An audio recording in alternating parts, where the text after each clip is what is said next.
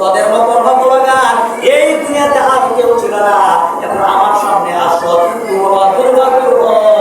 আর এক হাদিসের মধ্যে নবীজি বলেন তারা সামনে আসতে পারবে না, বিশাল বড় পর্দা হয়ে যাবে।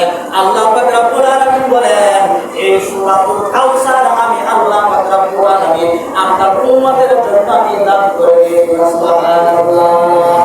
ইন্না আ'তাইনাকাল কাউসার, এই ইন্না আ'তাইনা এই কাউসার আপনার 40টা ব্যাখ্যা আছে। কয়টা ব্যাখ্যা আপনি দিলাম? উম্মত, হাউজে কাউসার এবং নবীদের মধ্যে একটা জবাব দিলাম। অনেক প্রশ্নের উত্তর শুধু কাউসার এই শব্দ ভিতরে।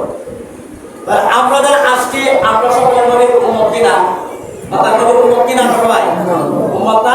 আপনি যদি দুনিয়াতে নবীর উম্মত যদি দাবি না করেন, কিয়ামতের ময়দানে আপনাকে কি নবীর উম্মত দাবি হবে? নবীজি কি দেখছে?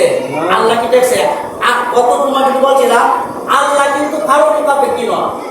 এই পৃথিবীতে সব মাখলুকাত হলো আল্লাহর মুখাপেক্ষি। সুবহানাল্লাহ। আমি আপনার মুখাপেক্ষি, বুঝছেন? আল্লাহ মুখাপেক্ষি, কিন্তু তারা আমাদের মুখাপেক্ষি না। তামাম পৃথিবীর মানুষ যদি নবীদের একটা সুন্নতকে যদি অনুসরণ না করে, নবীদেরকে সাধারণত কমবে কমবে না। তামাম পৃথিবীর মানুষ নবীদিকে যদি একবারে পূর্ণভাবে অনুসরণ করলো, আল্লাহ যা সম্মানটা দিছে এর থেকে পারবে না। তাহলে আল্লাহ আমাদের নবীজিকে আল্লাহ পাক রব্বুল আলামিন যা সম্মানটা দান করেছেন এই সূরাতুল কাউসার মধ্যে তাই থাকবে, কিন্তু পারবেও না, করবেও না। অনুমান আমাদের নবীজি বলে সুবহানাল্লাহ। এই নবীকে ফলো করা, অনুসরণ করা দরকার আছে কিনা? আছে কিনা?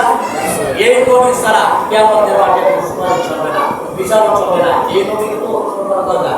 তাহলে আল্লাহ রাব্বুল আলামিন আমাদের সকলকে এই নবীকে ফলো করা এবং অনুসরণ করার জন্য আমাদের সকলকে তৌফিক দান করুন। আমিন। ওয়া আখিরু দাওয়ানা আলহামদুলিল্লাহি রাব্বিল আলামিন। ইনশাআল্লাহ রাসূলুল্লাহ